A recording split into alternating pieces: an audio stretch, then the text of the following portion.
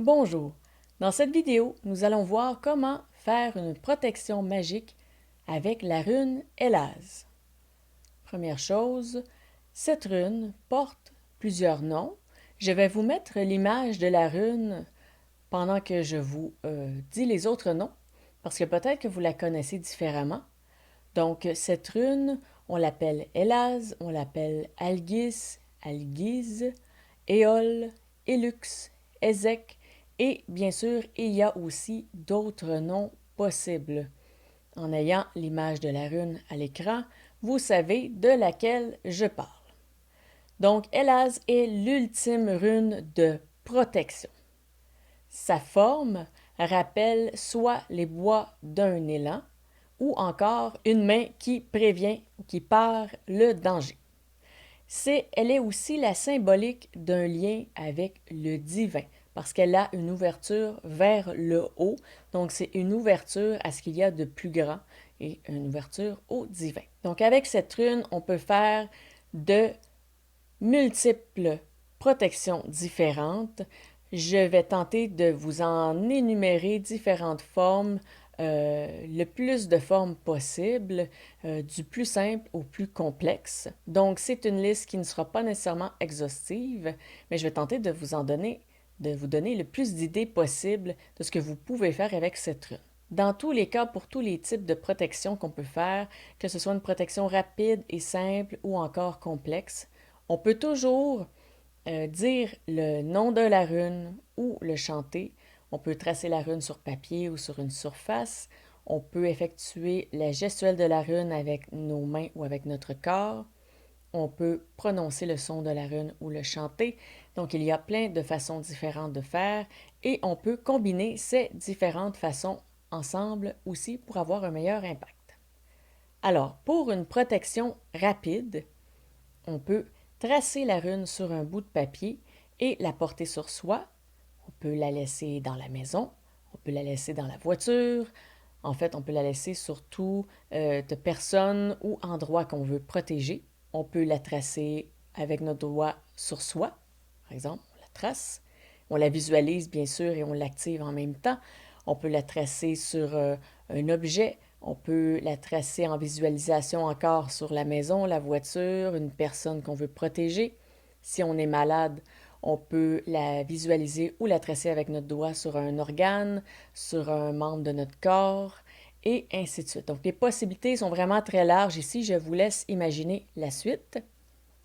Et on peut donc aussi la faire en visualisation. Donc, on peut visualiser un lieu ou même une situation. Donc, on peut visualiser un lieu qui est loin de nous et on voit la rune Elaz dans ce lieu. Sinon, on peut visualiser une situation où peut-être on se sent menacé. Et on voit la situation et on trace la rune Elaz dans notre esprit et on la projette dans la situation en question. Donc ça, c'est une autre manière de faire. En visualisation, les possibilités sont vraiment très larges. Et je vous laisse encore à nouveau imaginer toutes les possibilités possibles avec cette méthode. Ensuite, pour faire une protection magique sur soi, ce qu'on peut faire, c'est tracer la rune devant soi, sur les côtés, derrière soi, et on fait aussi également le haut et le bas. C'est un peu comme si on se retrouve dans un cube, donc il y a 6 faces, et on fait la rune sur les 6 faces. Et on est au centre, donc on est protégé par 6 runes Elaz tout autour de nous. Maintenant, si vous me demandez quel est le sens de la rune, donc si on la trace devant soi, eh bien, elle est debout, bien sûr. Si on la trace en haut, donc peut-être que certains se diront, mais je la trace dans ce sens-là ou dans l'autre sens. Même chose pour en bas, je le trace dans quel sens. En fait, c'est lorsque vous créez la rune, c'est votre sens qui la met debout. Donc, si vous levez la tête et vous dites debout, c'est comme ça, eh bien, c'est comme ça que ce sera bon parce que c'est votre intention qui détermine le type d'énergie qui est projetée et qui code l'énergie. Donc, si pour vous elle est debout dans un certain sens, c'est comme ça qu'elle est debout. Si vraiment ceci vous embête, ce que je vous suggère, c'est de voir sur les 6 facettes du cube dans lequel vous êtes, la rune Élaz en un cercle. Donc, je vais vous mettre une image à l'écran, ça va être beaucoup plus simple pour bien visualiser ce que je vais dire.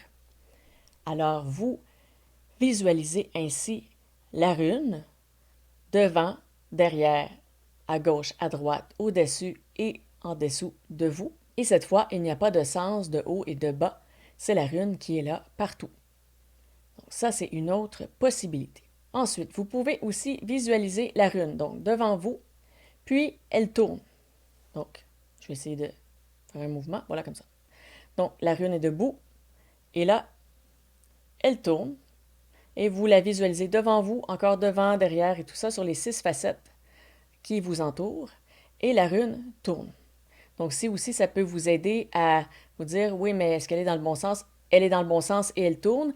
Et tourner, ça peut avoir aussi un impact. Donc, si on veut aller dans l'impact que ça peut donner, si la rune tourne dans le sens des aiguilles d'une montre, elle attire les bonnes énergies. Si elle tourne dans le sens inverse des aiguilles d'une montre, eh bien, c'est un nettoyage, une purification. Donc, si vous êtes capable, parce que là, ça commence à devenir un peu complexe, si vous êtes capable de visualiser une première rune qui tourne dans le sens des aiguilles d'une montre et qui vous protège, et que vous superposez dans une autre visualisation une autre rune qui tourne dans le sens inverse des aiguilles d'une montre, eh bien, vous avez une purification. Donc, si l'énergie négative arrive à vous, celle-ci, dans le sens contraire, va annuler l'énergie négative, et s'il en reste, il n'y aura rien à faire, l'énergie négative ne vous atteindra pas parce qu'elle va taper sur votre protection et puisqu'elle ne peut pas bouger, elle va rester dans le cercle d'énergie de celle qui purifie. Donc, cette manière de visualiser l'énergie, vous pouvez à nouveau ajouter le son, la gestuelle, le nom, la rune pour activer cette rune qui tourne ou ces 2 runes qui tournent et qui vous font vraiment un bouclier très puissant. Ensuite, si vous me dites qu'avec une rune qui tourne, ça crée un cercle, eh bien oui, ça fait comme si vous aviez, un peu comme les Vikings, justement, parce que les runes, ça vient de cette culture. Donc, ça vous fait 6 boucliers de chaque côté, partout autour de vous, qui bloquent les énergies. Si vous me dites, OK, mais des cercles, ça fait de l'espace vide, comme si le cube n'était pas complet. À ce moment-là, grossissez les cercles.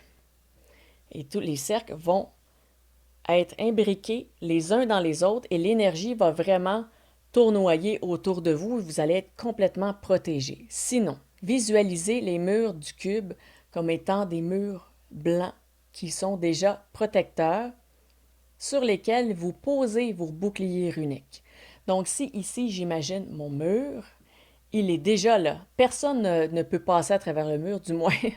À travers le mur d'un sous-sol, c'est encore plus difficile. Donc, personne ne va passer à travers le mur. Et si en plus, je mets une protection, donc si je mettrais par exemple ici une plaque de métal, ce sera encore plus difficile de traverser le mur. C'est un peu la même chose.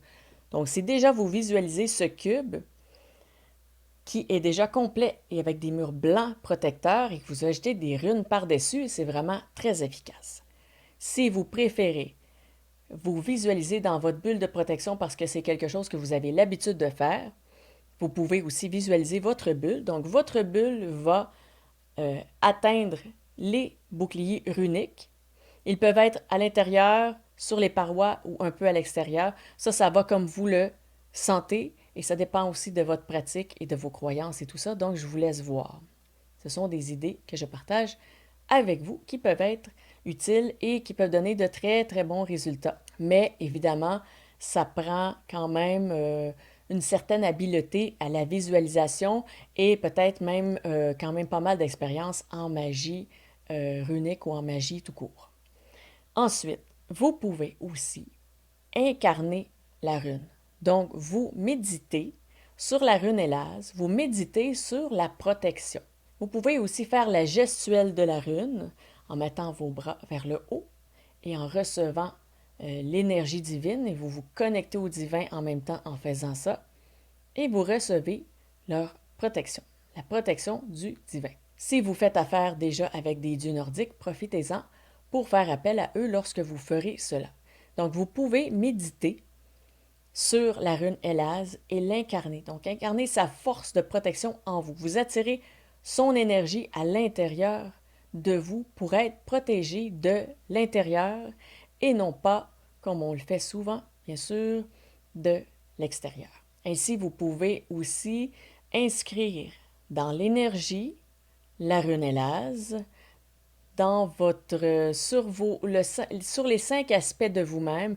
Donc, vous pouvez l'inscrire sur votre vous physique, donc le soi physique, le soi émotionnel, le soi mental, énergétique et astral. Et ainsi, vous êtes complètement protégé.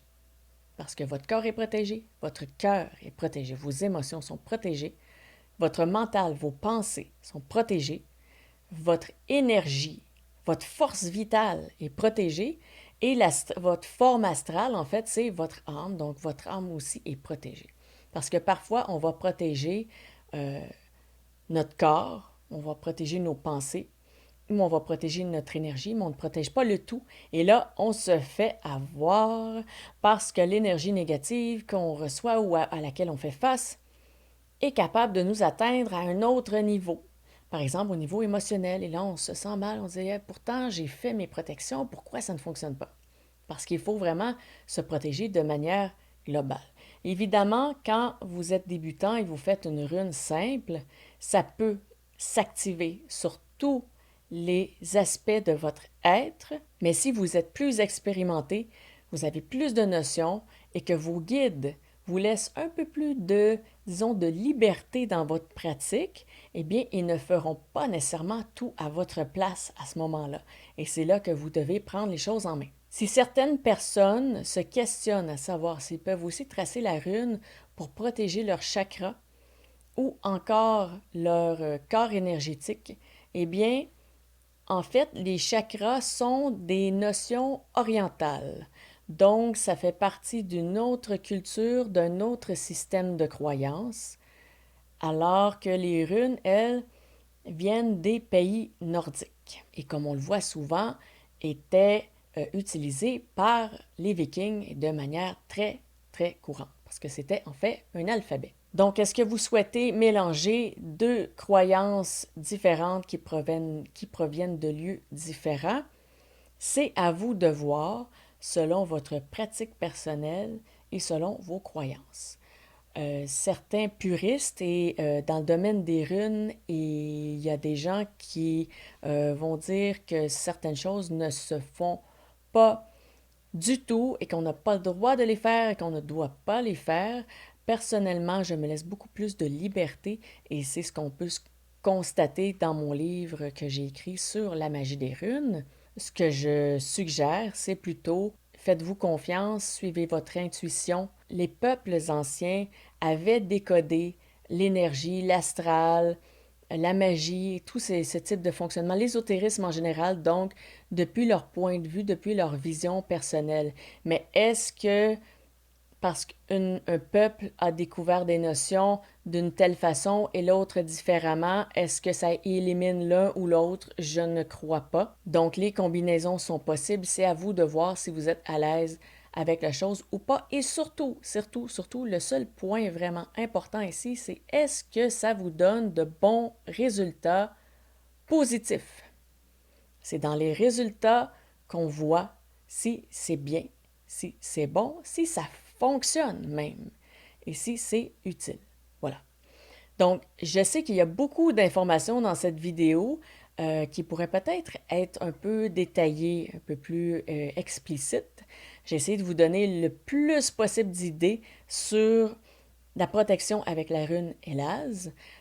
Donc, si vous avez des questions pour avoir des précisions ou si vous avez des commentaires, laissez-les au bas de la vidéo. Si vous avez aimé, je vous invite à cliquer sur j'aime, ainsi je pourrai faire d'autres vidéos sur le sujet des runes. Si vous croyez que ces notions pourraient aider quelqu'un que vous connaissez qui aimerait se protéger de manière la plus simple à, comme on a vu, la manière la plus complexe, eh bien, ça donne des atouts autant aux débutants qu'aux gens plus expérimentés, eh bien, partagez-lui la vidéo, ça pourra peut-être lui ajouter un atout de plus dans sa pratique.